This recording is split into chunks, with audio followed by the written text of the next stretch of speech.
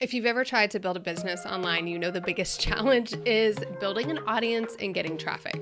Well, I have a dear friend who's been a friend for almost a decade now, who is the absolute queen of building audiences and getting traffic utilizing social media. She's going to tell you her secrets in this episode, but she's also going to reveal to you a software product that she has just released, which allows you in literally 30 minutes or less to take that audience and get them a list builder, get them on your list, get them the landing page, the thank you page, all with the help of AI.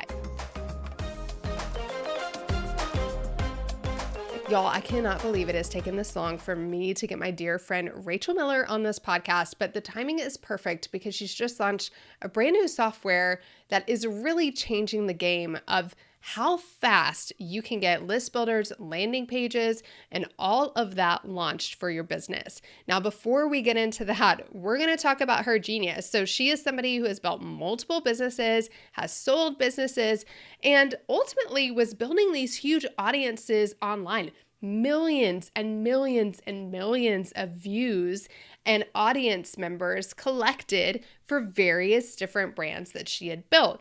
And I met her when she was wanting to build a membership for one of those brands. And then ultimately, everybody realized that her secret was audience building and traffic building. And so she started teaching that many years ago and became very, very well known as an expert in helping people build an audience, get more traffic. She's had over 27,000 students in her different social media courses. But what she found is that building audiences and getting traffic is just where it would begin. And we all know that that is the biggest problem. For those of us that have programs and products that we're ready to sell, that's the problem we need to solve is audience building and traffic. Well, she's going to talk about how to solve that. But for some people who had gone through her program, they didn't have programs and products yet. They didn't have list builders yet.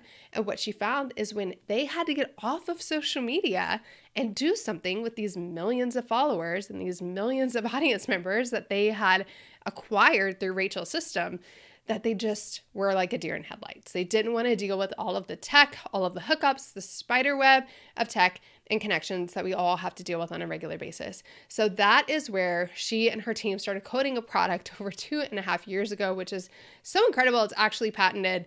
And now you can literally, in a matter of minutes, you can go from one quick idea to having a list builder, whether it's paid or free, to having a landing page, a thank you page, and getting the email out and delivered to them. So we're going to talk about Rachel's secrets behind audience building. We're going to talk about how she listens and creates products for her audience and how you can get your hands on this software that she has created. Well, Rachel, I am so glad that you're here. You have been a dear friend for, many years. I think since like 2016 now. You were just switching from like crockpot mom, blog gal to Facebook audience expert. So I'm really glad that you're here. And I want to talk first. I always ask people this one question, and it's, what is the favorite community you have ever been a part of? And what do you love about it? It could be a personal community. It could be a business community, but what's one community that stands out to you? And what is the thing that made that your fave? Oh, there's so many that are fun and connecting. I think my favorite community ever, I would have to say, is the one I've been in the longest. And when my daughter, my second daughter, she's now 15 and a half. So it's been 15 and a half years ago. This was before Facebook groups were a thing. This was before I was self-employed even. This is before I ever wrote a single book. I don't even think I had my website yet. I think I was just starting my website. I started it with this group. I joined an online chat forum for all the moms who were pregnant at the same time, due the same month as me. And there were I think there were 100 of us in this group. And while I'm in the group, I'm like, oh, we do cloth diapering. Here's how we cloth diaper. Here's how we bake bread. Here's how we do Play-Doh. This is da-da-da-da-da. We don't have any money, so these are the things we do to do low cost. And one of the girls in there said, I wish you put these into a website. And her name was Anne McCallowitz, I believe. So Anne, if you're listening, I love you. Thank you. That group is still around today. And that's incredible. 15 years later. I know. Yeah, it's been 15 years. They're still hanging out. They're still talking. And it's all because we self-identified as moms together in the same stage. And then we grew together as moms. And somewhere in there, we call ourselves the Sugar Mamas now. And I don't know how that started, but the Sugar Mamas group, I think, is my favorite one. I've been friends with those women for 15 years, 15 and a half years. That's incredible because there's so many of those communities out there and very few of them last. Like once the baby comes, you're just overwhelmed. No, this group, they all stayed and they're like friends with each other. And I can open up my phone. I bet there's like 7 text messages from that group inside the chat today. Yeah, here we go. Just today. So there's Wednesday. I'm not going to put my hands over it, but yeah, since. Oh my gosh. Look at that. That's all since today, guys. They're still chit-chatting. Oh, what an incredible gift to have a group of friends like that for 15 years through the toughest seasons of motherhood as well, which you have lots of kiddos. So there's been lots of seasons of that. And as a public face, I've gotten to tell them things that I couldn't necessarily tell in a public place to that little group of 100. And they've never met me before. Like, I mean, maybe we've met in person a couple times here and there, but they're all over the world. Like, they're all moms all over the world who are having babies at the same time. Like, they're not all local. So if one of them happens to be my hometown, I might see them. But generally, I don't know who they are, like in real life. But I do know who they are, and they know me probably better than most people online because they've seen the real Rachel, the one that, oh my word, my son's having a fever in the middle of the night. That mom who's in panic mode, or all of those little things you need a mom to vent to. They're the ones I get to go do. Yeah, that's awesome. I love that. Okay, so you said that Anne gave you the recommendation to put stuff in a blog. Is that your first blog? Because if y'all don't know, I mean, Rachel, before she was like the Facebook queen, before she had her own AI software, Rachel had these blogs where she an incredible job at, let's just say, collecting people for lack of better term. But Rachel is the queen of creating things that attract a very specific group of people who become absolute raving fans and buyers and investors and show up over and over and over again. And so talk a little bit about that. Like, you just had things to share. Somebody's like, hey, you should start a blog. And next thing you know, you have multiple blogs. You're making all this money. And then you start teaching people about that. So give us kind of that backstory of like how the blogs have started and when you realized, oh, actually, there's something here. I can have a business. So, Anne, I kept like in this little like mom group, I would give it like a tidbit of the week of something like that I was like that I thought they would find interesting. And one of the ladies said I should put it into a blog. About that same time, my husband comes home and he's realizing that I'm like despondent and bored and depressed because I don't have much going on like in my personal life because I had to quit my job because I had too many babies. And he said, you should create a website. And so Anne's telling me I need to make a website. And my hubby's like, let's make a website for you and you can like hang out online.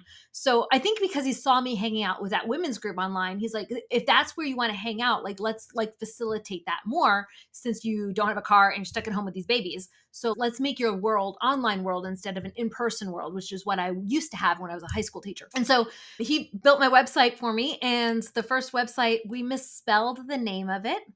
Quirky Mama, and I spelled Mama Momma because I didn't think about how it was spelled at the time.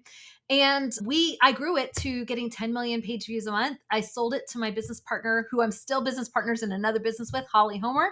And then I went on to build 2 more websites. When I sold it to Holly, that paid for our adoption and that paid for us to bring on our boys. And I didn't think I'd be able to bringing home our boys. So we went from 3 kids to 6 kids in 1 year.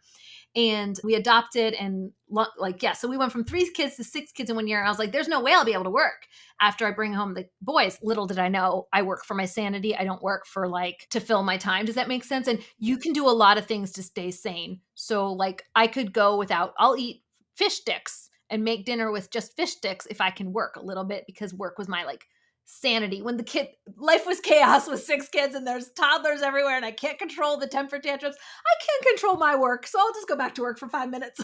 So the kids, I started the blog, sold the blog, paid for the adoption. Then I went on and built 2 more blogs. And then people started to find out that, hey, Rachel's built these blogs. And then she built these websites into millions of people visiting them. Like we were getting 10 million people a month to some of our websites. And then she sold over $3 million worth of her book. Then they're like, oh, you have these funnels and you got a 2cc award for the funnels that you had running on these websites. Okay, that's great. And so I thought they were following me to find out how is she being profitable with her websites. And as I was talking to people, no, they Because at this point you had like you had built Quirky Mama, but then you had like the one crazy house or something, and then you had the crock pot thing, and yeah. a crock pot site and a cat site and a DIY home site. And so I collected a bunch of different sites. And those sites, I made them all profitable, and people would come to me and say, "How are you doing this?" And actually, I was in Tribe with you. We were Tribe and Stu McLaren, and in Tribe, I was like, "I've made all these websites. I'm here to learn how to make a membership for my crockpot audience because they wanted to have a membership." I'd asked them, "What do you want?" And that's what they said they wanted. I'm like, "Great, I'll make you a membership." And as I was there, his community and every other community was saying, "Wait a minute. You have all this traffic. How'd you get the traffic? We don't care about how you're monetizing it. How'd you get this traffic?" And so, listening to my audience, I heard from the people that were like coming to me, they kept asking me, "How did you get this traffic? How'd you get this traffic?" And for me, it was always really easy. It's still easy to attract an audience to anything I want to drive traffic to. I mean, I do this for clients now all the time. Which is the hardest part for people. Like, I just had this potential client person that wanted to partner business meeting earlier this week. And we were talking about where do people get stuck when it comes to memberships. And I told him, audience, 100%. Like, that is the hardest part, is audience and traffic. And that's why people who build these memberships and these programs who don't have an audience, they're like, "Why is this not working? I followed all the steps. I did all the things." I'm like, "You don't have an audience. You don't know how to get traffic." Like, that's point A. And you've been so naturally good at that, but you've learned how to teach it, which I think is also a skill that I have learned, that there are people who can do things and then there are people who can teach things. And regularly can you find people that can do and teach. And yeah, you definitely have the ability to do both. But what I love is that if you all are listening to this, you can hear her say, "I had this community and they asked for this and I created it. So then I had this community and they asked for this. And so I created it. And then I had this other community and they were asking for this. And so I listened and I created it," which we're going to talk more about later. But like, pay attention to that thread that's going through all of this. Okay, so go back to being able to create traffic and build audiences pretty naturally. So I asked them what they wanted, and they wanted to learn how to build an audience. So it was the nights of Halloween in October. And I said, it was like 3 or 4 days before that, that I was like, "Oh, I should probably build a class on how to do traffic."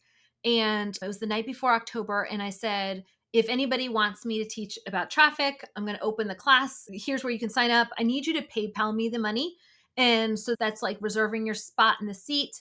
And it'll start 2 weeks or something, and we'll go for 6 weeks, and I'll teach you everything about traffic. I think it was like 56 people sign up. And I just posted it into a friend list that I'd collected of 100 people on Facebook. These are all just people who had messaged me in the past and said, "I'm interested in how you're doing this." So I just put those people, I just tagged them in Facebook as a friend that was interested in XYZ topic. And then I invited them to a Facebook group and said, "I'm going to teach this." And then I also said in a Facebook post, "Pay me if you want me to teach you this." And 56 of the 100 said yes. And I like freaked out. Okay. Total freak out. And I didn't want the rest of them saying yes. It was Halloween night. Like, how many moms are checking their Facebook on Halloween night? They're not. Okay. They're not. So, like, it's a miracle that 56 people even saw the post. Anyways, the people, they signed up. I got a lot of them to get results. Like, we're talking, some of those first people were reaching 1 million people by the end of that 4-week course. They were reaching 1 million with their audience. One of the students, I didn't realize it, but he was one of the leaders in a digital marketer. And he had gotten onto my list. I didn't even know who he was. He got onto my list. He took my course and he grew 1 million fans during that 5-month period. And so I didn't know who these students were. I didn't realize that I had some of the biggest industry players signed up as those first 56 students. And they took my course. They got insane results. And then they told others, like, "Hey, Rachel gave me these results." And so I started getting speaking engagements right off the bat. I remember my first speaking engagement was actually for Roland Frazier at one of digital marketers events for War Room. And I walked in my sandals, and I wore red slacks because I was like dressed up. And let's just say, I mean, I was wearing like a nice t-shirt. Like, let's just say I wore the mom wardrobe, but it was the nicer mom wardrobe, but it was still the mom wardrobe. You're like, still comfortable. I look a little classier than leggings and a t-shirt and sweatpants right now. It was a step up from leggings and a t-shirt, guys, but not a huge step, okay? It wasn't jeans, but it was pretty close. Anyways, and I walk in the room and I'm like, oh, I'm in the wrong spot. I'm in the wrong spot. I start like hyperventilating. I'm like, they're all like, anyways, I was in full panic mode and I remember Nick Kusmich and Todd Herman were like, no, girl, you're in the right spot. You helped Roland get this huge audience, so you're in the right spot. We just want to know what you did for Roland. And so then I get up on stage and my slides, I don't know if I didn't send them to them or if the electricity thing went out. The electricity went out. And so there was so the slides didn't go up and also the sound wasn't quite right. So I had to just yell, which is fine. It was a small room and I've got a big booming voice. So that was fine. So anyways, I taught the presentation with a doodle board and me yelling and they loved it. And then that opened up all these other speaking engagements and that opened up the chance for other people to affiliate with me. And so my opening launch, I don't remember if that was my opening launch or the next one. My opening launch, I did 96K. And I did 96K in a 4-day window. And just to put this in perspective, my teaching salary, guys, I was making $26,000 a year in Texas. I was the lowest paid school in the whole state. I was making low even for teacher salary. I made 26K at that time as a teacher in 2003 in Texas. And so when 8 years later, I hadn't worked. So my mind is still on the 26K income is what a normal job salary is, right? And I'm making big bucks because my website's bringing in 8K. So a month. I wasn't, but I thought I was doing really good. You know what I mean? So when I did 96K in a single week, my jaw was on the floor. That was my opening launch. And since then, we've had 27,000 students go through our programs. And since then, we listened to our audience and we built additional products for them. So, and that's where our software came in. So yeah, it's been fun. It's been crazy. It's pretty amazing. So talk a little bit about that secret sauce that you've been teaching for all of these years of what does it actually take to build an audience, to attract people into your product? Because I know you are a genius at audience building and traffic. So what do you feel are those essential things? Now I know inside of your program, you get really detailed into this, but give us those key elements, especially the things that most people miss. I can teach the whole program. I don't care. It's literally just a formula. And the formula is this. Okay. Audience plus message plus content times engagement equals your results. So I need to collect the right audience. I need the right people to follow my product, and I need to collect only the right people to follow me. I don't want everyone. I don't want fake followers. I don't want people that don't speak my language. I don't want people who couldn't afford my products. I only want the right people to find me. And I want the right people. And then I need to say the right message to those people. So it's A plus M, the right message. And that message is not what I am going to do to fix something for someone. So that's what a lot of marketers think. In marketing, we want to solve someone's pain and give them the solution, sell them the solution, right? In attracting an audience, you want to say the message the audience wants the world to know about who they are. So it's not selling something to fix them. You're reflecting back their best self to them. Is that that bumper sticker thing that you talk about a lot? I call it a bumper sticker. Yeah. So what's the bumper sticker? What's the thing that they would wear with pride that they want to tell the world? They want the world to know this. Like the neighbor down the street whose child is in the band. They have a little, my kid's in band. My son was a stage manager for the local play, and he had a shirt that said stage manager, and he wore that shirt every day. One of my kids is in track, right? And so he loves being in track. So they have an athletic uniform that they have to wear in the mornings to work out. Well, he brings a clean one so he can take off his athletic uniform and put on a new athletic uniform to wear all day. Because you got to make sure everybody knows he's in athletics. That's your gym clothes. My point is, everybody has that where we want to brand ourselves a little bit with what we think is important. And that's the message. So if you can brand your content on your feed with what your person wants to say about themselves, well, they're going to share that with their friends and family because it reflects good on them. They're going to share your memes as their own because they think they're fun and they think they reflect on them. So the right audience, the right message, then you have to put the right content together. And the content has to be something that your audience can engage in and that feeds the platforms. So Like Facebook doesn't really want you linking to YouTube. So you can have the best audience and the best message, but if you're linking to YouTube, you're not going to get a whole lot of traffic on Facebook going to that post because Facebook's going to be like, yo, you're sending everybody to YouTube. Why are you sending them to YouTube? Keep the people here. Put the video on Facebook. And this is one of the things I love about you is that like a lot of people try to hack algorithms and hack platforms and you just use common sense. You're like, they're here to make money. We don't have to have Facebook or anybody else tell us this. If we link to something else, Facebook isn't going to like it because they want to keep traffic on the platform. So what are they going to reward? They're going to reward you creating shareable content that people comment on because guess what? That keeps people on the platform. Totally. And if you can hack that, you can have the right audience, the right message, the right content. Now all you have to do is seed it with engagement. And there's like engagement signals. Adam Mosseri, the creator of the newsfeed in Facebook, and he's also the creator of the newsfeed in Instagram. He talks about those signals like the micro signals of liking, shares, smiles, reactions. All of those are different signals that you give to Facebook that says this, or Instagram. And honestly, all of the social media platforms have these. So YouTube has them, TikTok has them, Pinterest has them, they all have them. This content, I like it and I want to engage with this more.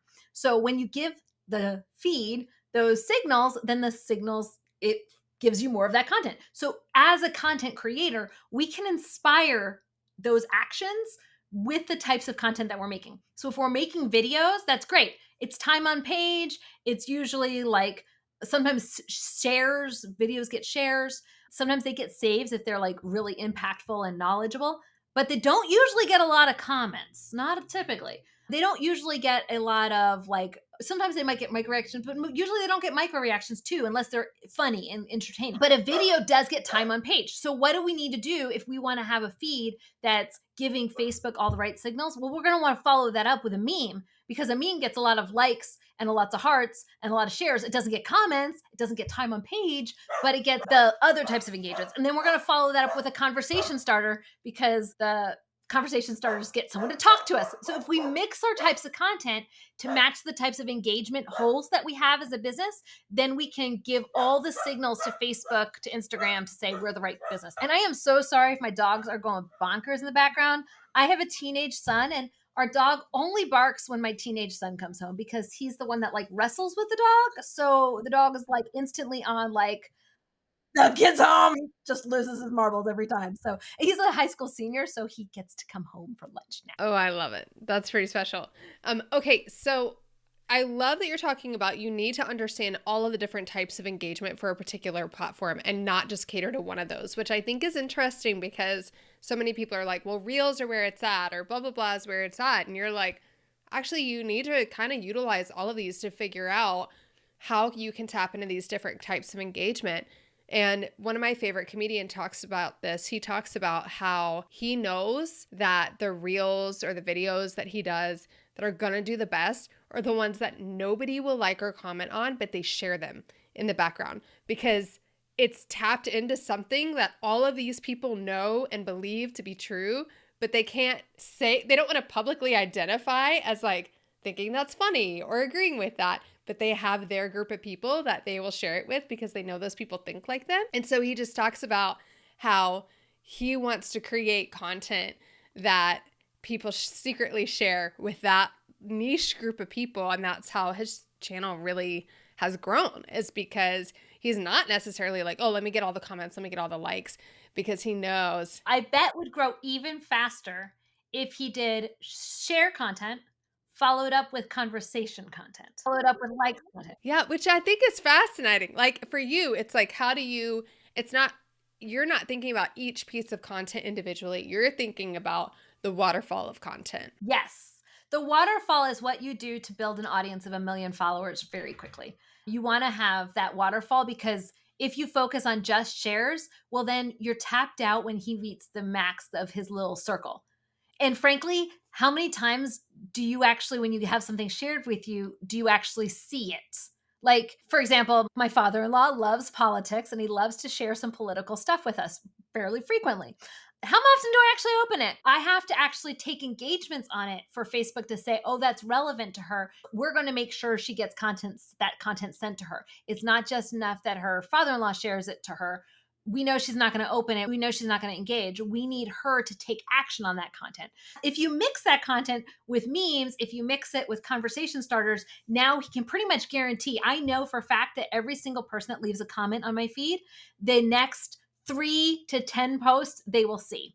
I know every single time that somebody messages my page, the next 3 to 10 posts they'll see. So I can use that to navigate. Whereas a share, I can only guarantee that one person. I don't necessarily can guarantee the people that they engage with. So, and I know that if 2 people comment on my feed, the people that are related to them that have a dead feed, I can be put into front of their content as well. So there's a lot of, I don't want to just depend on my people sharing to get it to a new person. I want the algorithm to be inspired by the types of engagements I get to share my content with somebody that's similar to them, but that they've never shared my post with. Facebook will actually deliver my content in their feed without any prompting.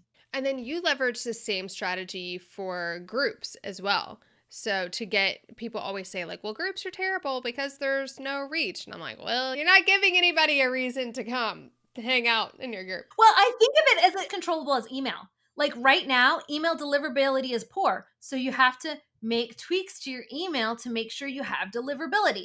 Like we actually had like our actual customer service emails were not being sent to our audience, which I'm like, why not? And I knew about DMARC and I knew about the STMP thing and I thought I did it the right way, but I didn't do it the right way. And so literally your receipt wasn't going through because like they made some change at the beginning of it. Okay. But my point is I had an email address and I couldn't deliver it. It's the same thing. I didn't play the game of the email the right way. So if I'm not reaching people with my group, it's not the group's fault. It's not the fact that it's a group. It's the fact that I'm doing it the wrong way, just like I was doing email the wrong way. It's like 2 weeks ago. Okay, so tell me this, because this is a trend that is coming up a lot now, and it's this whole faceless brand, faceless Instagram account, faceless whatever. So I'm curious, with the brands that you've built before, with Quirky Mama and One Crazy House and all of that kind of stuff, was it a mix of faceless and not faceless? Was there a face on all of it? What are your thoughts on this whole, let's build an Instagram account, let's build all these brands that are completely faceless? All of my businesses before Moolah had no face on them. And Moolah is my education brand. I have made a lot more money with Moolah putting my face on it. People trust a face more and they'll give you money more when you have a face because they fall in love with you as a person. And so they trust you more and they'll spend more. But it's also, having a face is like a double-edged sword. Like I was actually telling my women's Bible study this morning and somebody asked me why I wasn't as active online anymore. And I was like, well, I went to Kohl's and I'm in Kohl's and I'm arguing with my daughter about what she's wearing to prom or her banquet, not prom. It wasn't prom that year. It was like some like banquet for whatever. She wants to wear this dress that I'm not a real huge fan of. It's a little bit more like lingerie and you're 12 and you're not going out of the house in that. So no. And so I'm arguing with my 12-year-old. And meanwhile, someone's taking my picture and wanting to say hi to me and get a selfie with me. And at that moment, I was like, you know what? Maybe this isn't the position I want to be in. Maybe building a face brand, an influencer brand isn't really what I want to be doing with my life while I'm raising teenagers. Maybe when I'm done with teenagers. And at the same time, one of my kids was going through a severe medical needs. And I had one of my children made some poor choices with their life choices. So they maybe had some fines they had to pay and some community service issues. So between those 3 things, I was like, you know what? I don't need the drama of a face right now. So there's like a double-edged sword. Will I sell more with a face business? For sure. Does it cause like drama? For sure. The majority of my businesses that I've run, nobody knows Rachel's behind them. Like you could look up my businesses. I don't typically tell people the names of them, but if you look them up, you would not see Rachel anywhere on them, and they're profitable businesses. And those, okay, like the strategy that you shared, I think the unique thing about it is that you can build a faceless brand because it's not about you. It's not about you as the personality. It's about the community that you're trying to attract. It's about the beacon that you're putting out there, and not what you're trying to help them with or who you're trying to change them to be, but who they already identify as. That strategy works with faceless businesses and face businesses. You can do either one. It's just a content strategy. It works with any type of business that you want to create. It's worked with e-com. It's worked with influencer brands. It's worked with courses. It's worked with nonprofits. We've helped governors. We've helped 2 country music stars. We've helped, I mean, you name it, we've probably helped the business. Yeah. So I know the question people are going to be asking is, okay, you get all this audience, you get all this traffic, but this is all social media. And of course, as we're filming this is a week where Facebook and Instagram has gone down for an hour and the world has freaked out, right? And then all of the posts come, which I just think is so funny because I think online business people and influencers are so predictable. I was messaging. Went down the next day. I know, the next day I was messaging my Slack channel and I was like, here come all the posts talking about build your email list, build your email list. And they were just like exploding. But it is true, right? We do eventually need to convert these people to an email list and all of that. So what does it look like for you to take an audience, to take a community that you've built that are engaged around social content and actually get them on an email list and get them to become buyers? Oh, that's fun because I have so many different businesses. It was a little bit of a nightmare trying to wrangle my email list because I needed to create a lead magnet for each one of them. And then I actually had a little bit of like guilt because I grew audiences, but I helped so many people grow massive audiences and they weren't earning from them because they never captured the email list and they didn't have a retargeting system set up and they didn't have products to sell to them. Or if they had the product, it was a great product, but it was right audience, right product, but they didn't have the sales machine. And so 2 years ago, we looked at the gap that our audience was having and was like, okay, you need leads and you need a sales system, but you need a sales system without the tech. And all the systems that we knew of at the time, you had to like code the button. You had to color the button. You had to put the price on the button. You had to move the button. You had to write the wording that was going to be on the button. You had to write the email. Then you had to connect the email so the email would send. And then you had to create that ad that would then send to the email, that would send to the post, that would then get you on the list, that would then send you the thank you letter, that would then get you like to the next stage and then would sell you XYZ. And that sounds just complicated. And then we wonder why people don't do it. Like we wonder why people panic and they're like, so I built my Facebook group. Now what? You know? And that's where we created an AI software that can build your lead magnet. So the actual workbook that you give to your audience and the offer page and the delivery page and send the email for you. And it does it all in minutes, but using AI. So with AI tools now, with automation, you can have entire processes done in seconds. So this is so crazy. Okay, so let's go into more detail on that in just a second. So I've built audience. I'm getting traffic to some social platform because this applies to all of them. I'm getting engagement. I'm getting all of that. I'm like, what do I do with this? You're like, use this tool. It's literally going to create all of the things that you need. But how do I once I have all that created, how often do I put a call to action? How do I weave in this list builder into this engagement content without becoming that gross promotional? We go from being super engaging and super fun all the time and posting really great content to now I just pitch you my lead magnet or my course all the time. So I like to do it like a star. So one of my posts is going to be like a tip. One of my posts is going to be like a meme to engage with them. One of my posts might be a selfie or behind the scenes, something about me. One of my posts might be a story, something to connect to the audience, and then I'll sell. And then go back to a tip, a meme, this. But if I just do tips, I come across really bossy. Nobody wants to be around the bossy person. Like, oh my word, why is she telling me what to do? I don't even know this woman. Some crazy person online is telling me what to do. Oh, memes. Well, then they don't take you seriously if you just have memes. If you just tell stories, well, okay, that's good for you, sweetheart. You need to have the whole mix, and then you have to call them to an action. Or what are you doing to collect that audience? What are you doing? Just a people collector? That's a hoarder. We don't want to be a hoarder. We want to be a giver. And so that's where you want to give them and help them get results. So yeah, I like to mix it. One fifth of my content is promotional content. Okay. That's so good. I love it how clearly you used to be a teacher and you have lots of kiddos because you're able to make everything super simple. But some of you haven't seen Rachel teach before, but I've seen Rachel teach so many times that I'm so used to the Sharpie, the paper, the Post-it note, the doodle, the hand motions of here's what these things are. But it does make it so simple. And I think the social media world, the content creation world right now is absolutely insane. Everybody is trying to look at somebody with a big following and go, I'm going to do everything that they're doing. This is Alex Hormozy. I'm going to do everything like Alex is doing. I'm going to do everything like this person is doing. But the reality is when you get into that world, you realize that they pay $70,000 a month plus or whatever for these content creation teams. that are experts at, content creation and getting it everywhere and doing all of this kind of stuff, and they become content creators. Like, that is essentially their job. And I don't know about y'all, but I don't have that kind of money or kind of time. Oh, what a time Yes. Like, running a team. Is that horrible? Like I have amazing team members, but running a team isn't my favorite thing in the world. And so I like a tiny team that can be super impactful with like not a whole lot of like drama.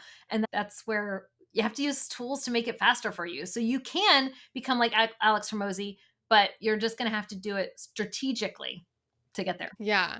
And I think too, just the idea of spitting out content just for the sake of like, that we need another piece of content today versus actually having this kind of strategy around the different kinds of content you're going to create, because you want this different type of engagement and making sure that everything that you're sharing is attracting the people that you want.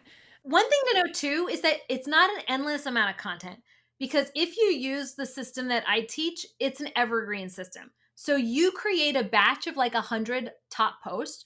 And when you get to the end of your 100 posts, you can start back up at the first post again and post it again. I'm running the same content on one of my sites that I created back in 2015.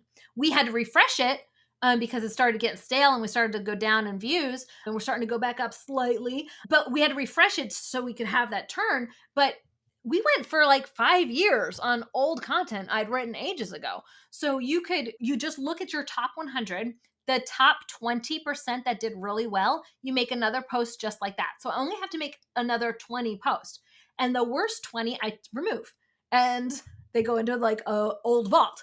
And now I've got always 100 posts that are always the top posts that I get to cycle through. And this is why, y'all, you learn from busy moms, because they're like, we got to do this smarter, because I don't have a whole lot of time today. Like, I have a meal to make, somebody to drop off at wrestling or whatever. Okay, so tell me, first off, before I want to talk about this project you've been working on for 2.5 years that's come to fruition, that is absolutely amazing. But where do people get this system? Because you are this way with email too. I know, like your nurture emails and all of that. Yeah, we have 52 emails, so I don't have to worry about what email's going out this week. I don't know what email. I wrote it 1.5 years ago. Yeah. So talk to me about where people can get in to dive into the details, because I know even I still remember we were sitting at, I think maybe it was ClickFunnels, I can't remember which conference, and you were telling me about this new thing you were creating. But before you could create the new software thing, you were going to take your course and you were going to kind of merge your course and your membership into one. So that was even a more simple thing for you to run. And you did that. That's gone well. That's kind of evergreen versus big launches. That's the traffic makers. That's our course. It's evergreen and my team runs it. And that's where I teach the traffic hacks. But we're also giving that little like courses into the people who buy the software as bonuses. So that way the course that I made in the past, that's how to build traffic, it's running if you want to take it as a standalone course, but it's also included in our software. We give little bits of it every month.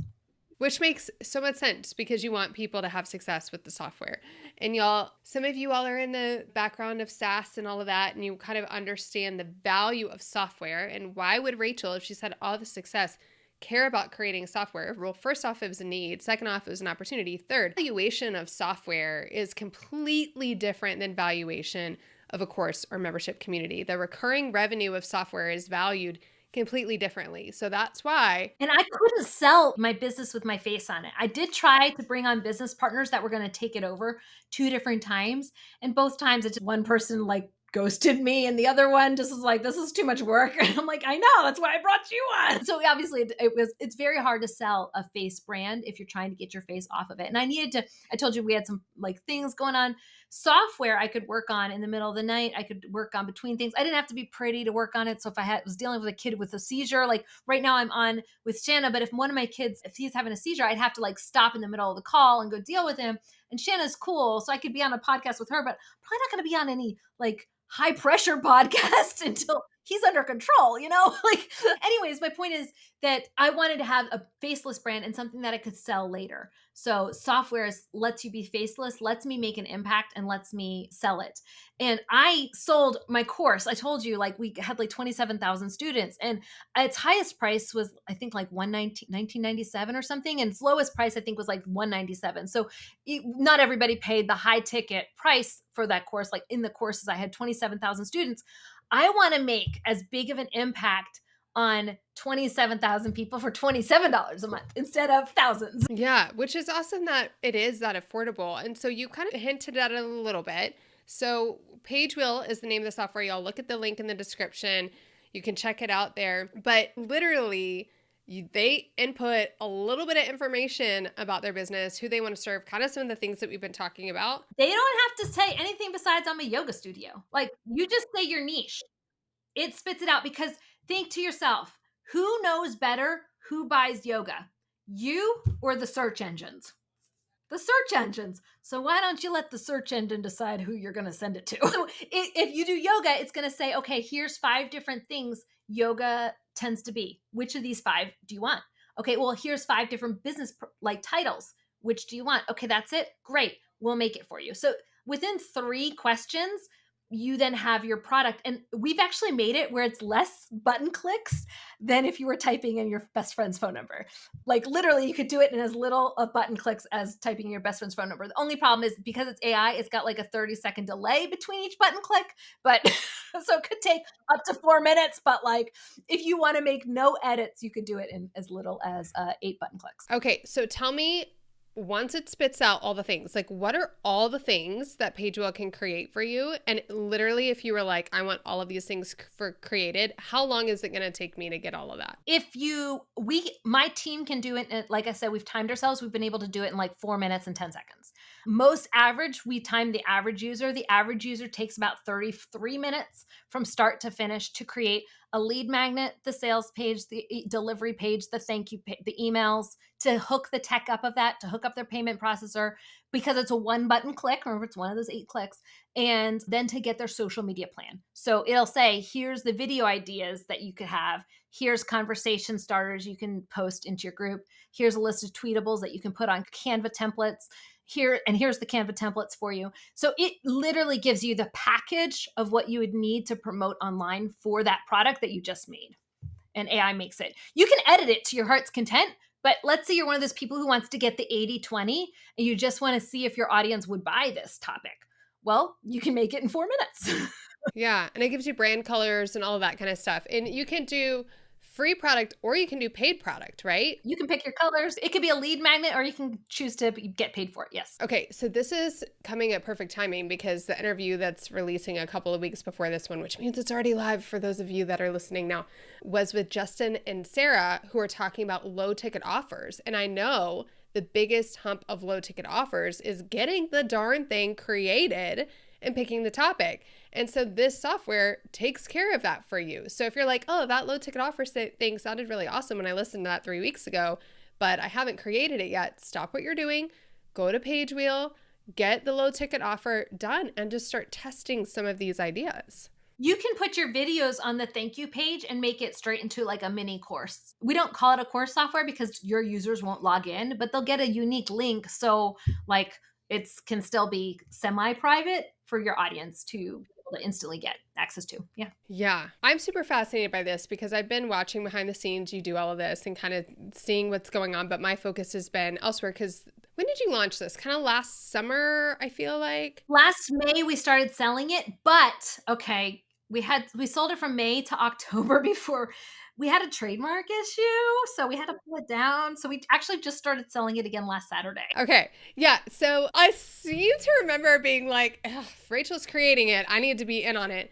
But we were launching our retention group program called Retain. So we were going from one-on-one consulting primarily to retain. And so we were building out this whole new group program. And I was like, I want to do what Rachel's doing, but I got to build this thing. But now that thing is building and growing and doing amazing. And so we are now looking at funnel wise, like how do we get the right people in to cultivate our community training course and to our retention program. So I'm curious, just for me, and I know many other people listening already have established list builders or landing pages. We are, because we have a similar mentality to you, we are all about profit margin and we're about small team and efficiency. So one of the things we're doing in the next couple months is we have way too many list builder things. Like we're using ClickFunnels and we have Instapage and we have Squarespace stuff. We literally have pages everywhere. And I'm like, I'm sick of paying for 15 different softwares for all of these. And some of them are super expensive. Like we have Go High Level and ClickFunnels. And then I have ConvertKit for one business, and I have Infusionsoft for another business. And between, I think we've probably spent $7,000 just with those 4 softwares. Yeah, for sure. And I use Instapage, which is $300 a month, y'all, for like list builder pages. It is insane. And my friend's like, you should switch to Go High Level. I'm like, but then I have ClickFunnels, and it does take work, right? To get all this moved, because you've got your domains and all of that kind of stuff that you have to redirect. I get it. But for somebody who already has a list builder, does it make sense with Pagewheel to come in with a list builder and be like, hey, I want my funnel to be in here? Or is it really more for like creating from scratch? You could put your funnel in there if you want to. You can upload your PDF and then it'll make your sales page for you. Now, we don't do the custom domain. So not yet anyways. Eventually we might. We want to make it a one button click. And if it's not a one button click and you have to add your text file and that's complicated. We're not going to do that. So once we can make it super simple, yes. But until then, so it would be a subdomain. So think like I have rachelmiller.com. I would do rachelmiller.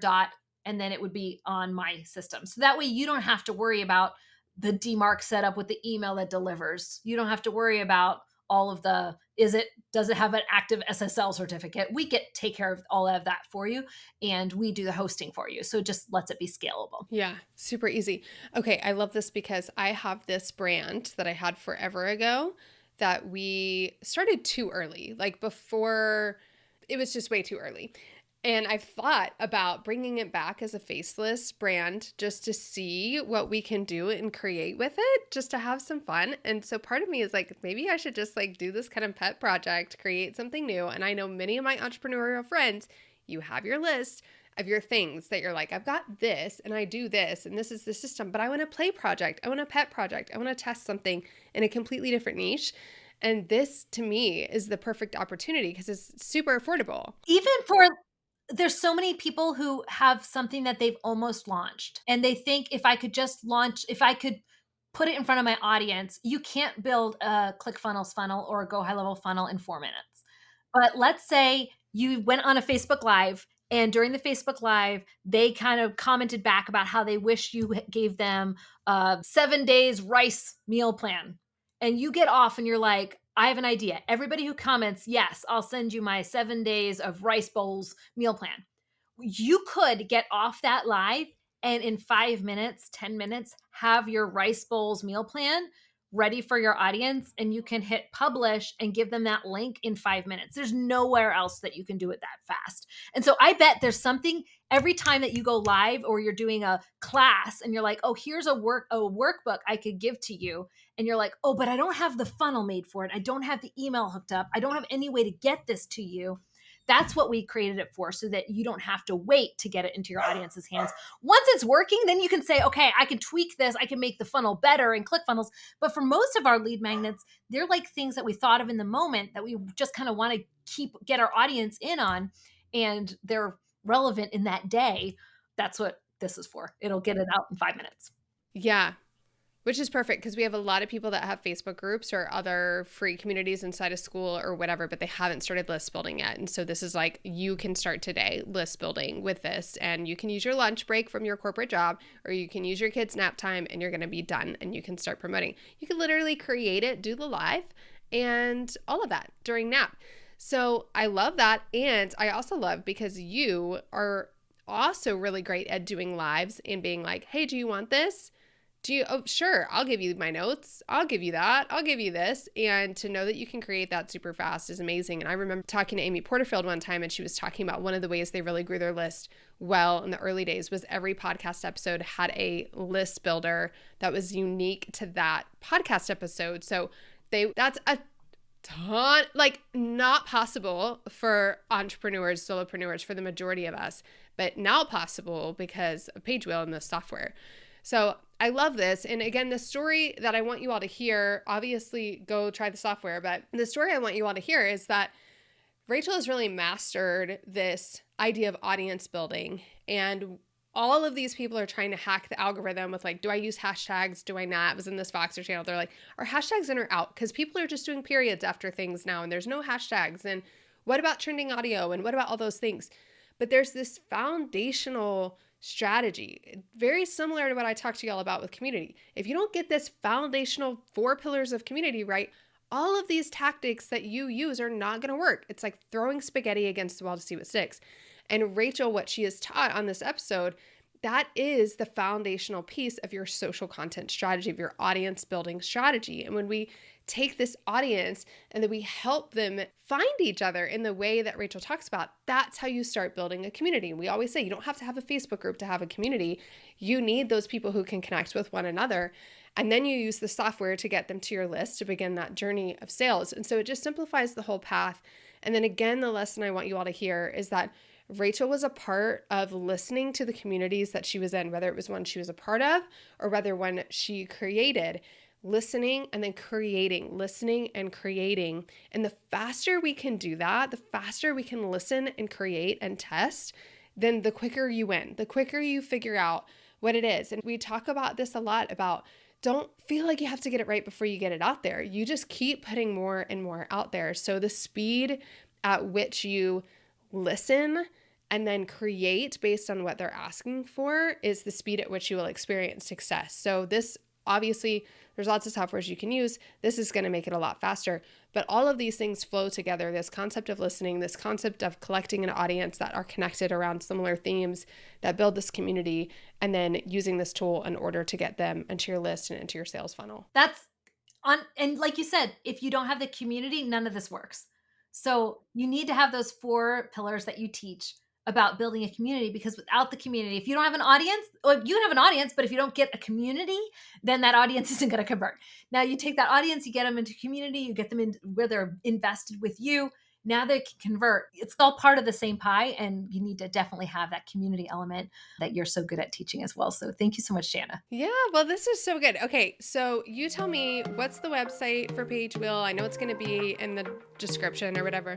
Pagewheel.com. Okay, Pagewheel.com is where you all want to go for that. And like she said, when you try out Pagewheel, you're also going to get all of her like scientist stuff around audience growth and conversation starters and all of that. This is like the culmination of, it's fun for me as her friend because it hasn't been quite a decade. I think it's literally been like 8 years though. I think it's not like a decade yet. It's a long time. It is like so close. It is so close to a decade of watching this journey unfold. And this is, really like the culmination of a lot of this coming into one product, which is super exciting. So y'all check out Pagewheel. Where can people connect with you and just sort of stay tuned to what you're doing on the journey?